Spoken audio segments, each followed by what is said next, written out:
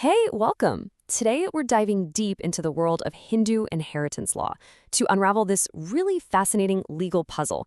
Now, I know the title sounds a bit complex, but stick with me, and by the end of this, you'll see exactly how it all clicks into place. Okay, so let's just kick things off with a question that sounds like a total brain teaser.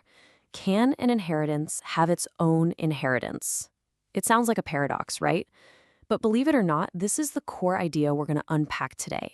This concept of nested family ownership. To solve this puzzle, we first have to get a handle on the most important building block of Hindu family property. So let's start with the absolute basics. What is a coparcenary anyway? To put it simply, a coparcenary is this small core group inside a bigger joint Hindu family. You can kind of think of them as the direct stakeholders in the family's ancestral wealth. Now, for the longest time, this was a group limited to male descendants. But then, a landmark amendment to the Hindu Succession Act in 2005 changed everything, giving daughters the exact same rights by birth. A real game changer. So what does it actually mean to be a coparcener?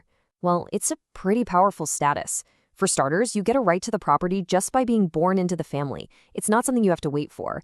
Everyone has a shared interest, everyone has shared possession, and crucially, any single member can go to court and demand that the property be split up. All right, theory's one thing, but to really see how this all works, let's follow a story. We're going to use an example family to make this complex idea super clear and tangible. So our story starts at the top of the family tree with the common ancestor. For our purposes, we're just going to call him A.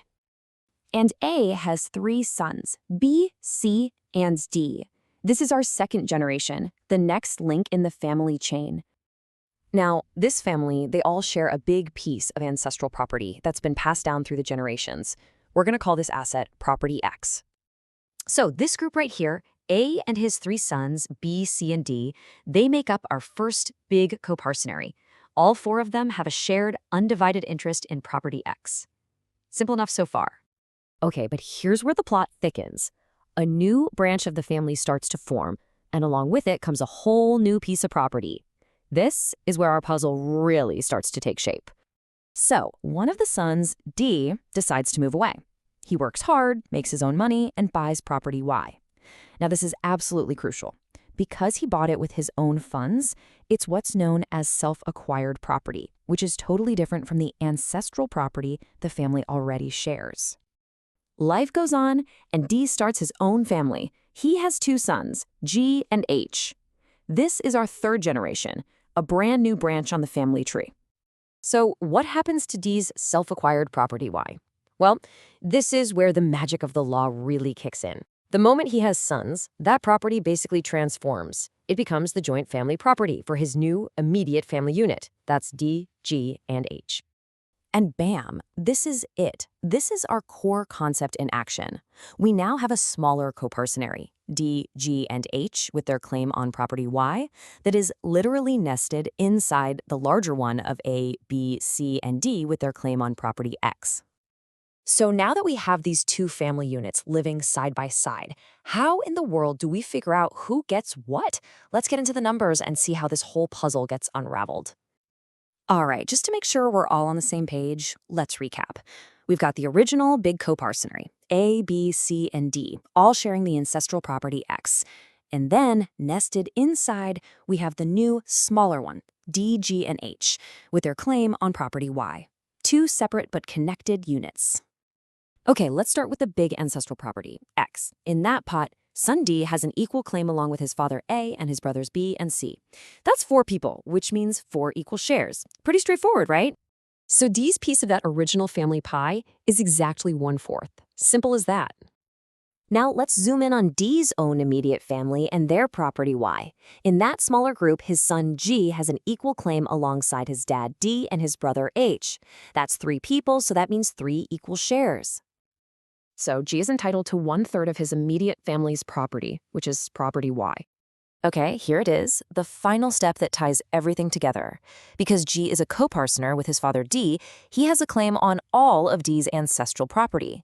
And that includes D's 1/4 share of the original property X. So what's G's slice of that much bigger family pie?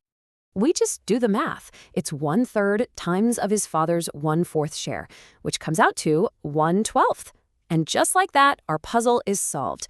Pretty neat, right? But you might be asking, why does the law even have this kind of setup? It seems pretty complicated. Well, let's zoom out and look at the bigger legal ideas that make this whole system work. It really boils down to two key ideas. First, you have unobstructed heritage. This is the right that Gay got in his father's property just by being born. It was automatic, his claim was clear. The other idea is obstructed heritage. Think of this as a potential inheritance, one that's blocked until the current owner passes away. It's more of a maybe, a future possibility, not a right you have right now. This whole system of nested coparcenaries is basically designed to manage these two kinds of claims as families grow and change over time. So what are the big takeaways here? First, a coparcenary within a coparcenary isn't just some weird legal puzzle. It is absolutely possible and recognized by law. It pops up when different branches of a family start acquiring their own joint property. This whole structure is actually a really sophisticated way to manage family assets across many generations. And it's a core idea in what's known as the Mitakshara school of Hindu law, which is a major legal system that governs inheritance for most Hindus in India. And that really leaves us with a final, bigger question to think about. How do these ancient legal traditions, some of them developed centuries ago, continue to shape our modern ideas about wealth, family, and what it means to inherit something today? It's a powerful reminder of how the past is always with us. Thanks for tuning in.